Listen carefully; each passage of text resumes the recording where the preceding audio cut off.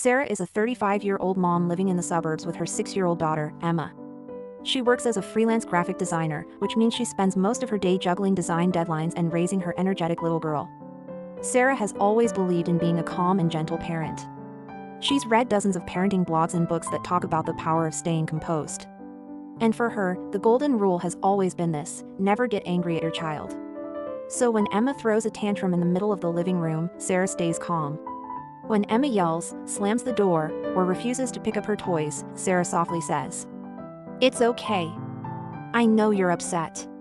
Let's try again later." She never scolds, never raises her voice. She believes love and understanding will be enough to guide Emma toward being kind and responsible.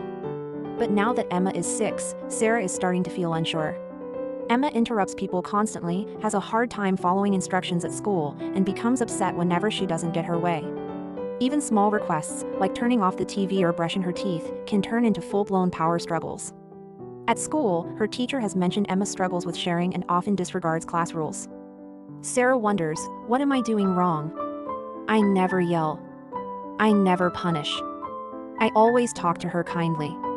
The truth is, Sarah's love and calmness are valuable, but the lack of boundaries is starting to backfire. Avoiding anger completely and skipping discipline doesn't help children learn how to manage themselves. In fact, it can have long-term negative effects. Back in the 1960s, psychologist Diana Baumrind identified 3 major parenting styles. These styles are still widely recognized today. One style is what we often call the strict, rule-heavy approach. These parents believe in discipline, but they lead with control more than connection. For example, if a child spills something at the dinner table, the parent might scold harshly or even punish the child, believing it will teach responsibility.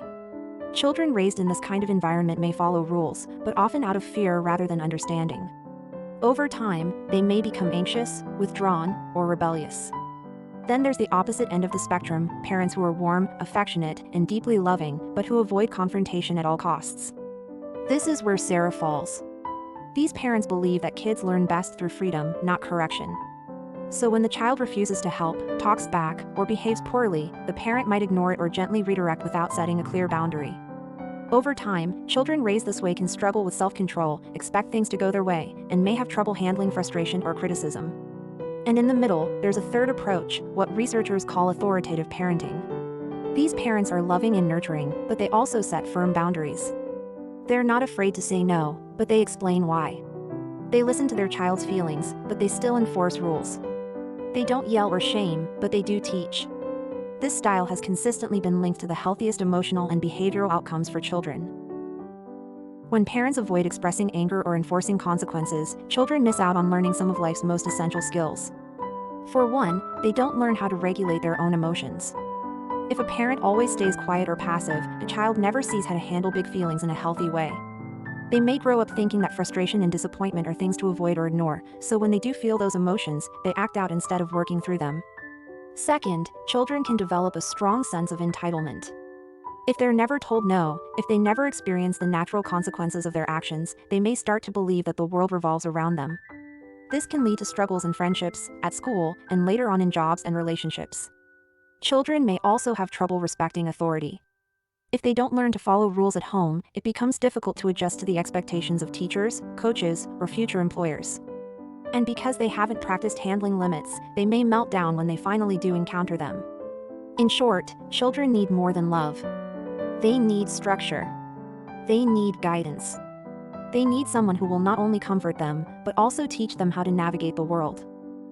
So, should parents get angry? Yes, and no. Feeling angry is completely natural. It's okay to be upset when your child does something wrong. What matters most is how you express that anger. Yelling, threatening, or punishing out of frustration doesn't teach, it scares. But calmly stating, "I'm upset that you hit your sister, and because of that, we're putting the toy away for now," is both honest and effective. Your child sees that emotions are real, boundaries are real, and love doesn't disappear just because someone is upset. You're not just raising a child, you're helping shape a future adult. One who knows how to manage feelings, take responsibility, and treat others with respect. That starts with showing them what healthy emotion looks like. And sometimes, that includes showing them that even mom or dad can get angry, but still stay loving, firm, and fair. Tips for healthy discipline. When your child misbehaves, Pause and name your emotion out loud. I'm feeling really frustrated right now. That behavior wasn't okay. Then set a clear boundary. We can't throw toys. If you do it again, we'll take a break from playing. And always follow through. Don't give empty warnings. If you say there's a consequence, keep your word with calm and kindness. Later, talk it through with your child. Help them understand not just what they did wrong, but why it matters. This turns discipline into a moment of connection and growth. Final thoughts. Sarah believed that gentle parenting meant never getting upset. But what her daughter really needed wasn't silence or endless patience, it was guidance, structure, and emotional honesty. The most effective parenting doesn't come from pretending everything is okay. It comes from being real, being steady, and being kind, especially in the hard moments. Discipline isn't the opposite of love. It's love in action.